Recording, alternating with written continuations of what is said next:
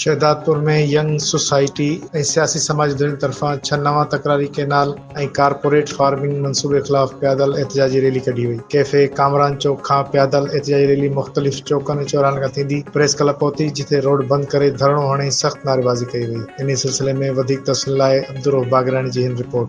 जी बिल्कुल, young society ऐं सियासी समाजी धुरियुनि तरफ़ां सिंधु ते धाड़े ऐं कारपोरेट फार्मिंग वारे मनसूबे ख़िलाफ़ शहदादपुर में शानदार एहतिजाजी रैली कढी धरणो हणी सख़्त नारेबाज़ी कई वई। रैली कैफ़े कामरान चौक खां पैदल कढे मुख़्तलिफ़ चौकनि ऐं चौराहनि खां थींदो प्रेस क्लब शहदादपुर आॾो धरणो हणी कैनालनि ऐं कारपोरेट फार्मिंग मनसूबे ख़िलाफ़ छिती नारेबाज़ी कई वई। उन मौके ते धरणे खे ख़िताब कंदे कामरेड रफ़ीक जकरो अवामी तहरीक सां लाॻापियल आहे ऐं कामरेड रफ़ीक जलालाणी जेको STP जॾहिं त आशिक खासकली फरहान लाखो फयाज़ लाखो ऐं ॿियनि जेको ख़िताब कंदे चयो त पंजाब हमेशह सिंध ते धाड़ो हणी सिंधिया तेल गैस कोयलो बिजली कारूं जहिड़ी सिंधियूं जेके सरसब्ज़ ज़मीनूं आहिनि उन्हनि ते वालार करे कब्ज़ा करे राताऊं हणंदी रही आहे। हाणे पंजाब सरकार सिंधियुनि जो जेको जियापो आहे सिंधु दरिया उनखे पिणु खसणु चाहे पियो। पीपुल्स पार्टी सिंधु जे धाड़े में मुलविस आहे। हाणे मकर करे ड्रामेबाज़ी पई करे। हिननि वधीक चयो त कारपोरेट फार्मिंग मनसूबे तहत सिंध जूं हज़ारे लखे एकड़ ज़मीनूं कंपनी हवाले करण जूं साज़िशूं जारी आहिनि। सिंधु मथां 6 नवां तकरारी कैनाल कढे सरसब्ज़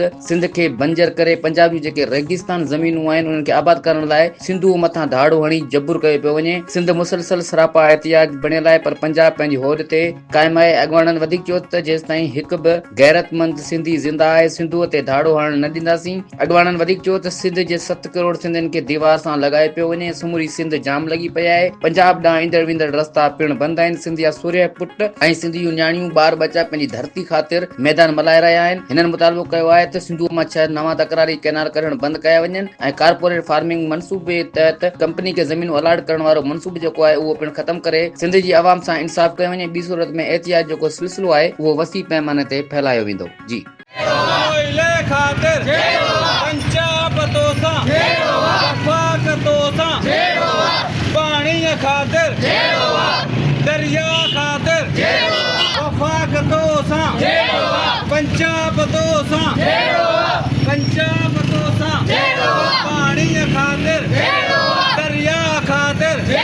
सिंधु में असांजो साह असां पंजाब साम्राज ऐं सिंध जा वफ़ाक़ परस्त देसी दलाल उन्हनि खे वाज़ह पैगाम था ॾियूं त असांखे न कल्ह तव्हांजा के डेम सिंधु ते क़बूल हुआ न असांखे वरी हींअर तव्हांजा इहे केनाल क़बूल आहिनि।